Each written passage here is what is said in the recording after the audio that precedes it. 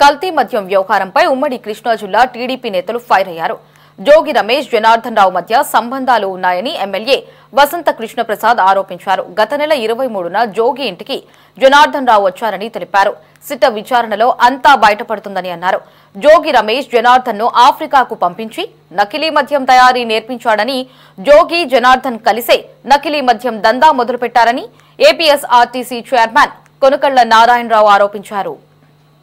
కొత్తగా డిస్టరీస్ పెట్టి డూప్లికేట్ మద్యాన్ని తయారు చేసి పెద్ద ఎత్తున దోపిడీ జరిగింది. దాని మీద పోలీస్ ఎంక్వైరీ చేస్తూ వాళ్ళందరి మీద కూడా కేసులు పెట్టడం జరిగింది. చాలామంది జైల్లో ఉన్నారు, కొంతమంది బెయిల్ మీద బయటకు వచ్చారు. ఇవాళ జగన్మోహన్ రెడ్డి ఇంకా ఎంతమందికి సంబంధం ఉన్న దాని గురించి ఇంకా ఎంక్వైరీ జరుగుతూ ఉంది. ఎంతటి పెద్దవారైనా కూడా వదిలిపెట్టే ప్రసక్తి లేదు. ఎవరైతే అధికార దుర్వినియోగం పాల్పడ్డారో వాళ్ళందరి మీద కూడా చర్యలు తీసుకోవడం జరుగుతుంది.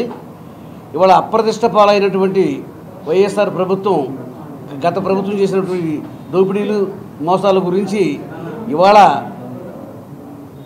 కూటమి ప్రభుత్వం అధికారంలోకి వచ్చి ఎన్నికల ముందు ఇచ్చిన హామీలన్నీ కూడా ఒక్కొక్కటి నెరవేరుస్తూ వచ్చి ఇవాళ రాష్ట్రాన్ని మంచి ప్రగతి పథం వైపు అభివృద్ధి చేస్తూ ఉంటే అసూయతో తెలుగుదేశం పార్టీని అప్రతిష్ట పాలు చేయాలనే దుర్బుద్ధితో ఇప్పుడు వైఎస్ఆర్ పార్టీ నాయకులు దుష్ప్రచారం మొదలుపెట్టారు. ఒక పక్కన భారతదేశంలోనే అతిపెద్ద స్కాము, పెద్ద మొత్తంలో వేల కోట్ల రూపాయలు కుంభకోణం, మద్యం కుంభకోణం జరిగితే దాని గురించి ఇంకా ఎంక్వైరీ జరుగుతూ ఉంది. ఇంకా పెద్ద పెద్ద తలకాయలు కూడా ఇందులో ఇన్వాల్వ్మెంట్ అవుతాయి. ఎవరైనా కూడా ఎవరి మీదైనా కూడా చర్యలు తీసుకుంటానికి వెనకాడే ప్రసక్తి లేదు. భయంతో అప్రతిష్ట పాలైన వైఎస్ఆర్ ప్రభుత్వం తాలూకా నాయకులు ఇవాళ తెలుగుదేశం పార్టీ పైన బుర్రజిమ్మే ప్రయత్నం చేస్తూ ఉన్నారు.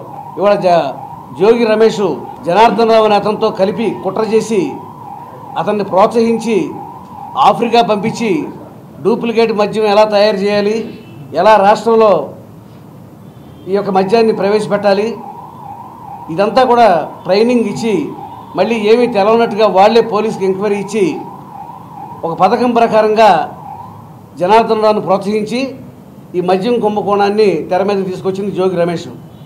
ఇవాళ జనార్దన్ రావు స్పష్టంగా చెప్తా ఉన్నాడు, నన్ను ప్రోత్సహించింది, నన్ను ఇంటికి పిలిచి ఇదంతా కూడా దీనికి కావాల్సిన డబ్బులు పెట్టుబడి పెట్టింది మొత్తం అంతా కూడా జోగి రమేష్.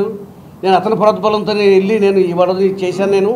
ఇవాళ అతనే నన్ను మళ్ళీ పోలీసులకు పట్టించాడని చెప్పి అతను స్పష్టంగా చెప్తా ఉన్నాడు. ఇవాళ జోగి రమేష్ నువ్వు ఇవాళ రోజున మళ్ళీ అధికారంలోకి రావడం కోసం మీరు కలలు కంటా ఉన్నారు. గతంలో మీరు చేసిన పాపాలకి, మీ యొక్క నికృష్టమైన పరిపాలనకి ప్రజలు బుద్ధి చెప్పారు.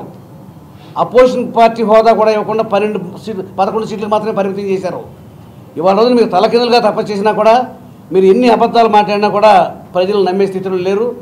దొంగ నరిచినట్టుగా కావాలని ఉద్దేశపూర్వకంగా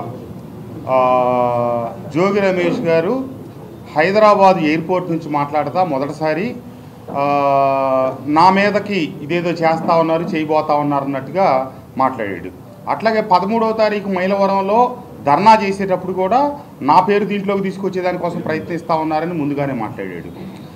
అతను జనార్దన్ అనే వ్యక్తి లాకప్లో ఉండగా అతను నీ పేరు చెప్తా ఉన్నాడని ఎట్లా తెలుసు? అతను మొన్న 13వ తారీఖు ప్రెస్ మీట్లో ఇతను ఆఫ్రికా పోతా కృష్ణప్రసాద్ బావమర్దికి చివరి ఫోన్ చేసి వెళ్ళాడని చెప్పి మాట్లాడాడు.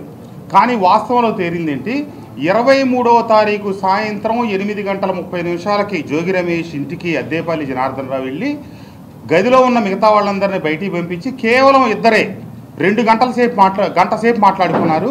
తర్వాత అతను బయలుదేరి బయటికి వెళ్ళాడు. తెల్లారిపోతున్న బయలుదేరి ఆఫ్రికా వెళ్ళాడు.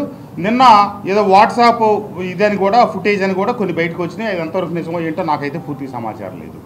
కానీ 23వ తారీఖు నువ్వు పిలిచి మాట్లాడి నీకు అన్ని విషయాలు తెలిసి కావాలని చెప్పి అక్కడ తంబళపల్లిలో చేయించి తర్వాత ఇబ్రహీంపట్నంలో డిపార్ట్మెంట్ వచ్చి చేసే క్రమంలోనే తను కూడా అక్కడికి వెళ్ళి, ఎందుకంటే అవన్నీ తనకు తెలుసు కాబట్టి డిపార్ట్మెంట్కి సమాచారం ఇచ్చింది కూడా అటు తంబళపల్లిది కావచ్చు, ఇక్కడది కావచ్చు, రెండూ జోగి రమేషే. తను పత్రికా విలేకరులు 23వ తారీఖు నీ ఇంటికి జనార్దన్ వచ్చాడా లేదా అని అడిగితే నా ఇంటికి చాలామంది వస్తుంటారు పోతుంటారు, రాలేదు అంటే కనుక సీసీటీవీ ఫుటేజ్లో మళ్ళీ వచ్చినట్టుగా కనిపిస్తుందని చెప్పి, కాదు చాలామంది వచ్చుంటారు, వచ్చి బయట నుంచి ఉన్నాడు, బయట నుంచి బయట వెళ్ళిపోయాడని చెప్పాడు. ఇది అతను అయినట్టు కానట్టుగా సమాధానం చెప్పాడు. కానీ వాస్తవంలో 23వ తారీఖు అతని ఇంటికి రావడం జరిగింది. ఖచ్చితంగా గూగుల్ టేక్అవుట్లో అది బయటకు వస్తుంది కాబట్టి తర్వాత దాన్ని పాక్షికంగా అంగీకరించాడు. ఇది అతని కపటత్వానికి నిదర్శనం. అన్ని ఏళ్ళు అతను వైపే చూపిస్తూ ఉన్నాయి. అతను జనార్దన్ రావు ఒక వీధిలోనే ఉన్నారు. 30 సంవత్సరాలు వాళ్ళిళ్ళు వీళ్ళిళ్ళు పక్కపక్క ఇళ్ళు, చిన్నతనం నుంచి కలిసి పెరిగారు, కలిసి వ్యాపారం చేశారు. ఈ కుట్రంతటికి ఈ కూటమి ప్రభుత్వాన్ని అభాసుపాలు చేయడం కోసం కావాలని పన్నిన కుట్ర ఇది.